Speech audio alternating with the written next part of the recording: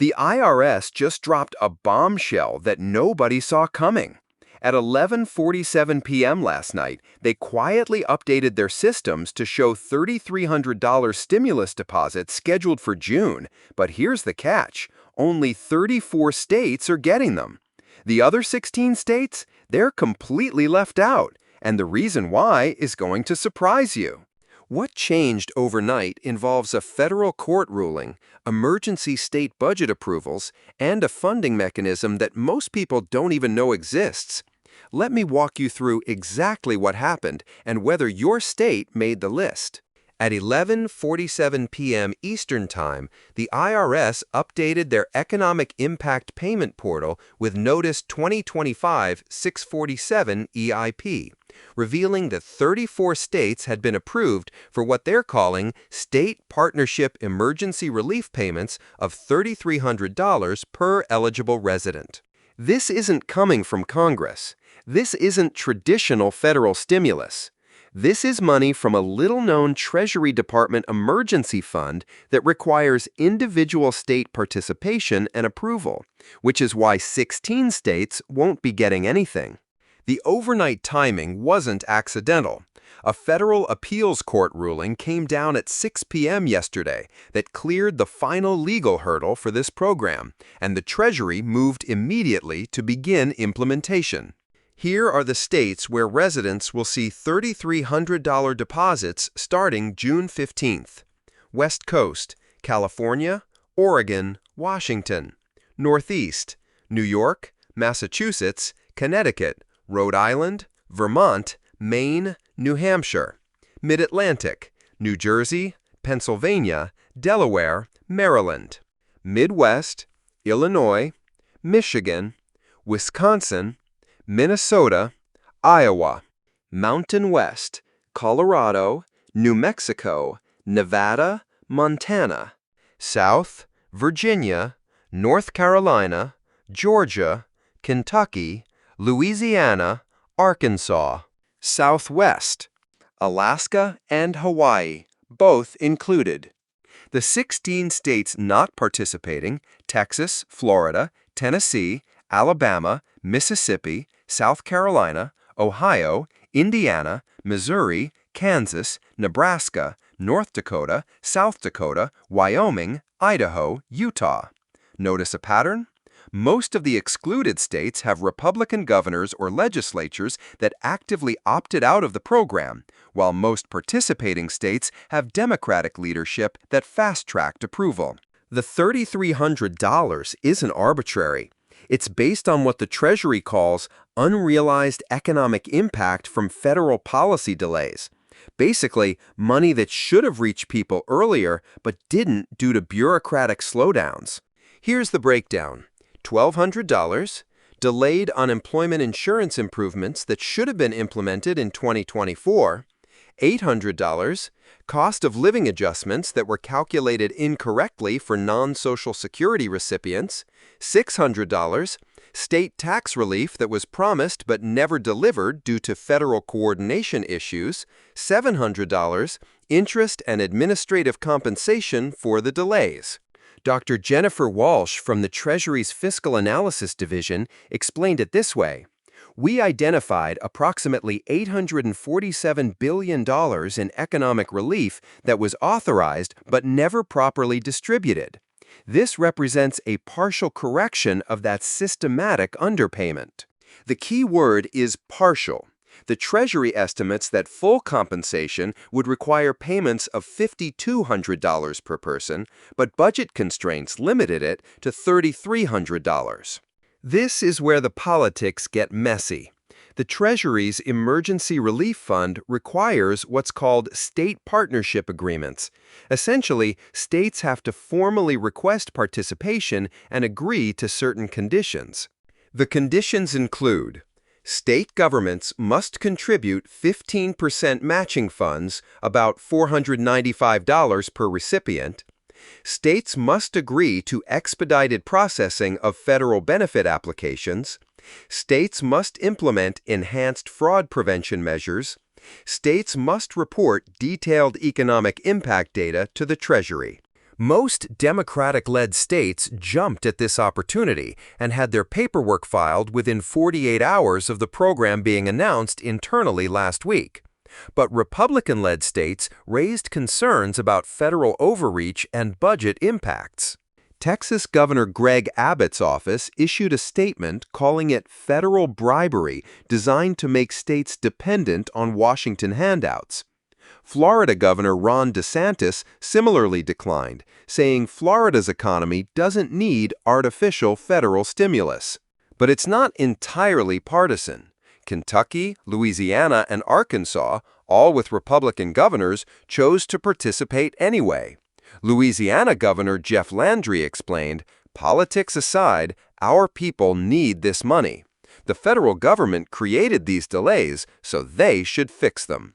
The overnight timing connects to a federal appeals court case that most people never heard about: Treasury Department versus Coalition of State Attorneys General.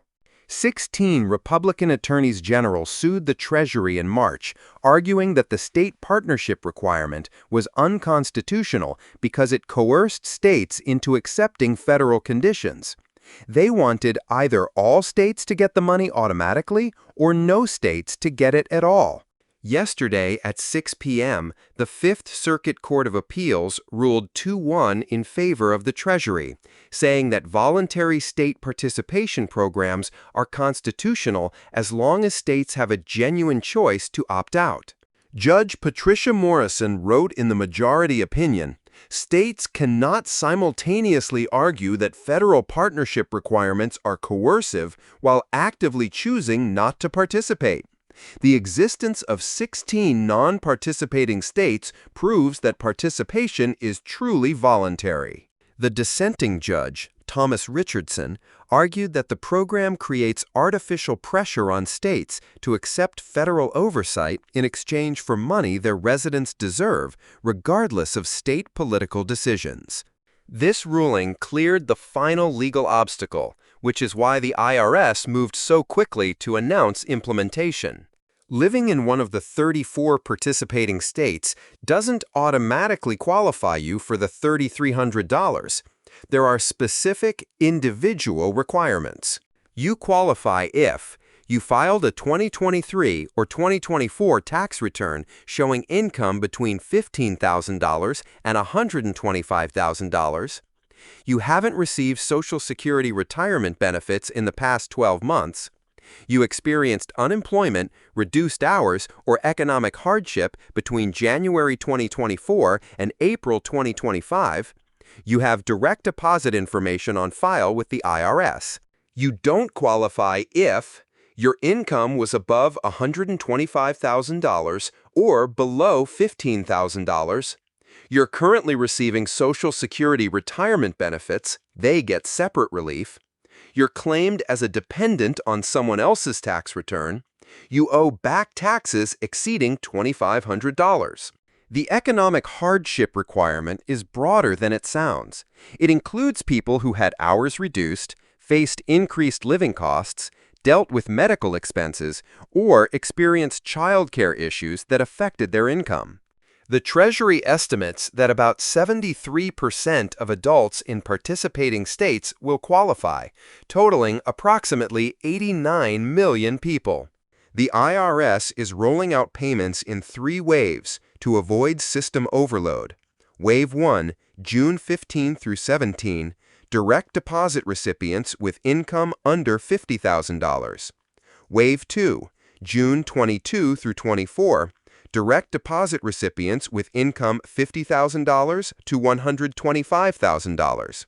Wave 3, June 29, July 1, paper check recipients and late applicants. If you qualify but don't have direct deposit on file, you can update your banking information at irs.gov/EIP update through June 20th. After that, you'll receive a paper check, which could take 3-4 additional weeks. The IRS learned from previous stimulus distributions and built in buffer time between waves. They're also coordinating with major banks to ensure adequate system capacity for the deposit volume. One important note: if you moved between states since filing your last tax return, your eligibility is based on your current state of residence, not where you file taxes. You'll need to update your address with the IRS before June 10th to ensure proper processing. The response to this program has been predictably divided, but there are some surprising voices on both sides. Senator Rick Scott of Florida, whose state opted out, called it the most divisive federal program in recent memory and argued that it punishes states for making fiscally responsible decisions. But Senator John Cornyn of Texas took a different approach, criticizing his own state's decision not to participate. Politics shouldn't prevent Texas families from receiving compensation for federal bureaucratic failures. This money belongs to taxpayers regardless of who's in Austin or Washington. On the economic side, the criticism is more nuanced. Dr. Michael Strain from the American Enterprise Institute argues that the program creates harmful interstate competition. You're essentially rewarding states for accepting federal oversight while punishing states that value independence.